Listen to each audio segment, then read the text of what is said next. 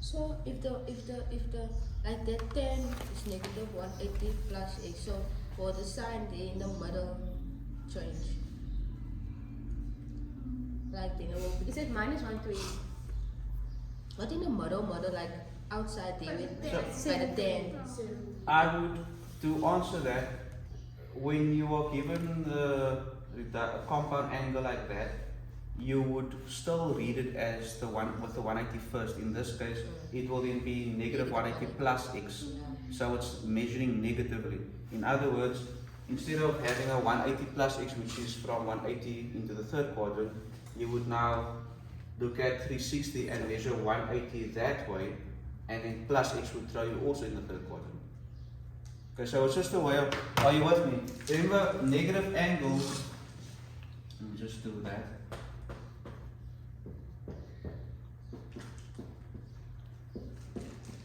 Negative angles, positive angles are measured this way, yes? Negative angles are measured this way. So to get to 180 positively, I will go there. To get to 180 negative, minus 180 would be going that way. So minus 180 plus x. So the minus 180 takes me this way to 180. And then if I plus x, plus is now positive again. So it throws me back in here. So it's still So it's still in the third quadrant. Yeah. So it's just a little curveball to, it gives you the same answer because it's tan. If it was cos of x minus 180, it would also throw you here, but then it would have been minus cos x because cos is negative in this one.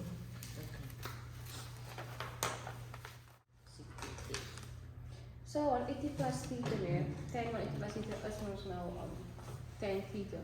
Maar omdat jy nou negative 180 is, beteken dit is 'n negative tan theta. Nee. Negative 180 beteken net ek meet nou in plaas van positief meet wat antikloksgewys is, en ek nou negatief is ons kloksgewys om te meet. So ek gaan nou hierdie kant om 180 toe, maar dan plus x beteken ek gaan nou weer antikloksgewys. So jy het minus 180 grade word kloksgewys gemeet tot by 180. Okay? Nou tel ek 'n positiewe op by, dan is dit weer antikloksgewys. So hy gooi vir my weer terug. So that's again, so then it's It still lands there. If it was now, this would be just to compare 180 plus x. I'm measuring now a positive 180, so I'm going this way around. Land at 180. Add a positive angle, throws me in here. So they give me, they land me up in the same quadrant. So dan is die basis dan anders. Dat sal dieselfde. So as jy wil reduce, die tan van x is positief in die derde kwadrant, so dit is nie tan x. Ja.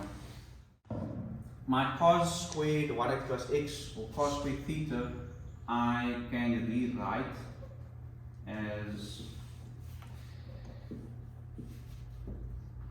that's one way of writing it, or looking at it, which is a safe way to, I'm just going to rewrite this also, minus 180 plus x, and this was sine of, so we have an angle here that's also 360, so we subtract 360 until we get to something within the 360 zone, and that is just 360 again.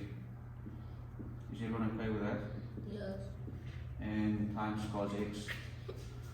Then this reduced is negative cos x. Please note that the whole thing is squared. I actually made a mistake when I worked it out the first time. I left the minus outside here, and my final answer obviously did not allow me to get here. So I would say it's like a 60 minus. Because of my angle here is larger than 360. So when we are faced with angles like that, we take away 360 until we fall within our 360 space. Because we don't work outside of that. Then we've got plus.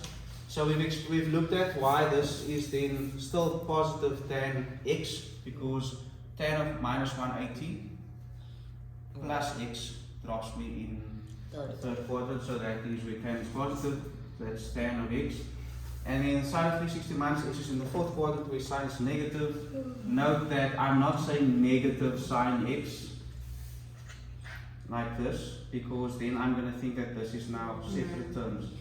So I immediately put a bracket there and say minus sine x, and that is times cos x.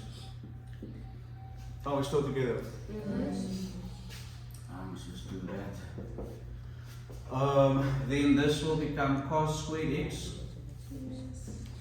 and this, of course, we don't work with tans preferably, and this is multiplied by minus sine x cos x, and then our cos x's, that's what you didn't see. This is a fraction, this is also the fraction over 1, and our same factors here, cos x and cos x, can cancel. So can you do the LCM also? No, you see, you don't. Did you want to do LCM between this term and that term? Just here. Well, the problem with that is this is not. You do LCMs between two or more terms with different denominators. This is just one term.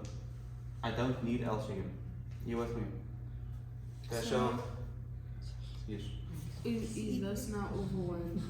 Yes. The This part, yeah. So if I can just quickly have a sidebar over here. Have we sine x over cos x times, I'll keep that in brackets, minus sine x cos x over 1. And now you should be able to see it better. Okay, so the cos x cancels out. Did that minus cos x thing, oh, did it become a cos, like a positive cos squared x? Can you explain that part? Yeah. So here, and that is why the bracket, the placing of the brackets is so important. We went from there to there, right? Right? And then I reduced this inside the main set of brackets to minus cos x, but that is still squared. It still has to be squared, and anything squared will result in a positive answer. In other words, this is minus cos x times minus cos x, which is positive cos squared x. So that is how we got rid of the minus. Right, so this then simplified will then be cos squared x. And if I look at this, let's just now show that that's sine x times negative. Okay, let me not, because now I'm working with, I don't, this will be negative sine x, let's do it that way. Those are the two sine x's that are left after doing this thing over here. Yeah? Show me. And then that will result in negative. A double look. So cos squared x minus sine squared x is the same as cos 2x. Cos 2x. Which is equal to the